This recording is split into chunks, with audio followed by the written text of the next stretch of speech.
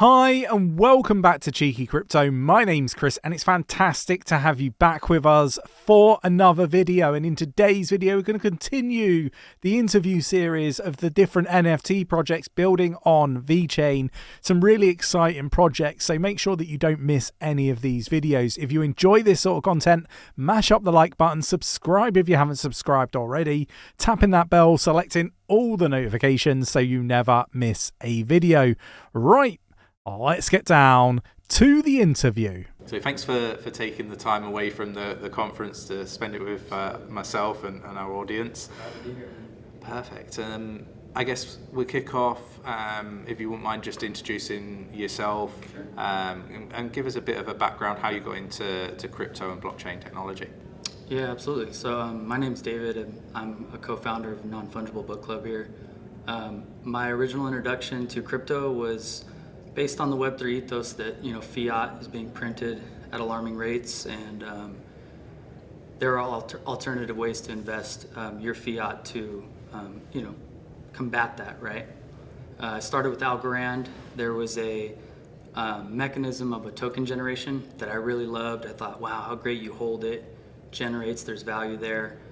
But really fell in love with the mission statement and vision of VeChain, and there's also the two-token system there too, so very similar. Awesome. Tell us a little bit about your project. How did it start? And that side of things. I think that'd be great. So I'm a writer. I'm an enthusiast writer. When I came to this crypto space and the NFT space, it was very visual. We had PFP pictures, one of one, all visual, beautiful art, but nowhere to push my content as a writer. And so over the course of about a year and a half, I learned to code, learned to build on chain, and built NonFungible Book Club with my co-founders. And I'm able to now push my audio content out, my writing in the form of audiobooks. You folks met with 𝗕𝗪𝗧𝗕 earlier. You're going to. He's a musician who's also utilizing our platform. He's going to be releasing a single, really trying to enable creators. And it came from a place where I was a creator, and I felt as though I didn't have a space in the NFT space. Yeah, one of the things that stands out a lot just through doing like the interviews with the projects on VeChain, right, is this community kind of buzz of connecting, partnering, and supporting one another. I really like that, and it's something that really stands out in the interviews today. What's on the roadmap for, say, the next 6 to 12 months? Sure. So we have our beta version of our app deployed. We could mint the NFTs, we token gate the content, we host the content. That was a massive milestone because now we can onboard projects. We're offering really a solution to the industry model of Web 2, where these services like Spotify and Audible, they host the content for sure, but in the case of equity, they're keeping most of the revenue that the creators are generating with their content. And so NonFungible Book Club, we're looking to push that envelope into the other direction, that needle this way, where we leverage blockchain, the data that's public. We utilize the immutable data to enable us to do it a little bit cheaper than to warehouse all these user records and things like that, so that we can give the artists more share of the revenue they create with their content. That's the way we think the world should work. We think industry should work that way. The roadmap ahead is getting those users, onboarding those artists, and showing them with their own initiative, you can sell your work and keep the majority of it. If you have the initiative to push and get your followers, you can utilize our platform to do good business, equal business. Yeah, I think that's definitely something that needs to improve. Completely aligned to that. Obviously, with what we do on YouTube, we don't get that much of a cut, right? But you create the value. Yeah, exactly. What is, I guess, what excites you the most, with what you're working on at the moment? Yeah, my audiobook series, right? Because now I can finally get to it. I have a place to build. So for someone who's a creative like me, having to learn the stringent world of code was sort of a means to an end. I love coding, I love building, I'll continue improving the app, getting the user experience down, but getting my hands back on the content that's where this whole journey started, and that's what I'm looking forward to doing most, and sharing that journey with other artists, because come and leverage it. You know, if you have the agency to push, to create, to build followers, you can do really well on our platform because you're keeping up to 70% of it when you create it. So why not, right? Why wouldn't you? Yeah. For sure.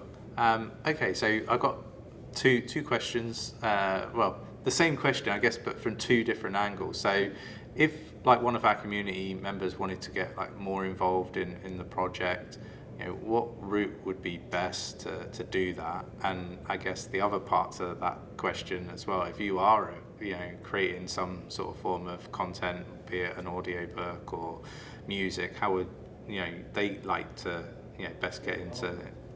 Yeah, so you know, it depends on the capacity. The way you first described, like somebody who wants to be a core holder in our project, that's one avenue.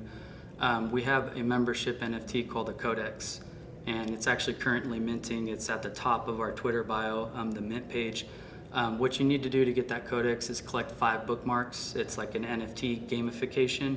You'll burn those on chain and you'll get your membership, and that's how you become a core holder of those. We have about 93 in circulation. We're only going to do 300 because we want our community to be a reasonable size. When it comes to like rewards and engagement, we want to make sure that we can handle the people that we want to serve. And so that, to be a core holder, that's your avenue. Go to vc.io, links on top of our Twitter bio, X bio, and mint some bookmarks, get your collections, burn them, and get your membership. That's that level. You know, if you want to just enjoy the content, nfbclub.com, get on there with your VeChain wallet. We have a free mint of my book going right now. We instituted fee delegation, so it's really free. You don't even have to pay the short change of VeTho that it would be, but we just want to make sure that there's no barrier. So free book if you just want to support the content. And then I mentioned that artists are already working with us. We have 𝗕𝗪𝗧𝗕, whose singles on there as well for 100 VET. Depends on the capacity. And then you had one more question, I think. Yeah, just if you're a content creator, like what would be the best route in? So nfbclub.com, if you wanted to get a hold of us and work with us, we have all of our connection. We have a description of what we're about, how we would work with you, and then email, you know, obviously all the contact information on the site. Yeah. Super, and we'll link the X page, I think they call it X. Yeah. I'm going to continue to call it Twitter. But yeah, we'll link that down in the description of the video. I guess, how have you found, from a project perspective, the bear market? You have to find opportunity in everything. And if I, as the developer that I am, with a 1.5 years of experience, was having to compete in a bear market right now, it would be very difficult. I look at the bear market as an opportunity to build the landing pad for future users. If we all leave right now, our builders, right, we abandon the space, the bear market's going to be inconsequential. There's nothing to use. There's no platforms. There's no games to play. We're in the stage right now where we get to build that up and set the example so that when we have the onboarding of users, there's Non-Fungible Book Club, there's World of V, there's things to play with and interact with. And hopefully by then we have the user experience really nice to where that they don't know the difference between Web 2 and Web 3 builds. You know, opportunity. Why VeChain, obviously, out of all of the different networks that you could have chosen? What was it about VeChain that, you know, made you kind of go, right, that's the chain I want to be on? So a couple things. So as a developer that's coming up, the fee for deployment is so small that when, you know, for example, when I'm getting someone else, 𝗕𝗪𝗧𝗕's art ready to be deployed, sure, I'm doing my testnet, but I'm actually deploying to mainnet several times just to make sure I have everything just right. And it's done quickly. So my code, you know, my coding is rapid and it's cheap. I can deal with the errors. That's VeChain. From a user perspective, we have the fee delegation, lowering the threshold of entry. Out here, I'm getting people to mint my audiobook for free, and I'm able to tell them it's genuinely free. With the 101 authority nodes, the quick block verification, transactions are going by quickly. When a user buys something online, they want it. The speed of VeChain enables that. So from a user perspective there, from a developer perspective over here, sort of the low threat of deploying tests you know. Perfect. And really appreciate you taking the time away from the conference. Shoot, man, I'm more than happy to be here. I love your channel. You guys produce great content. Thank you, and I really do appreciate it, and I'm sure our audience could be very thankful. So another fantastic interview.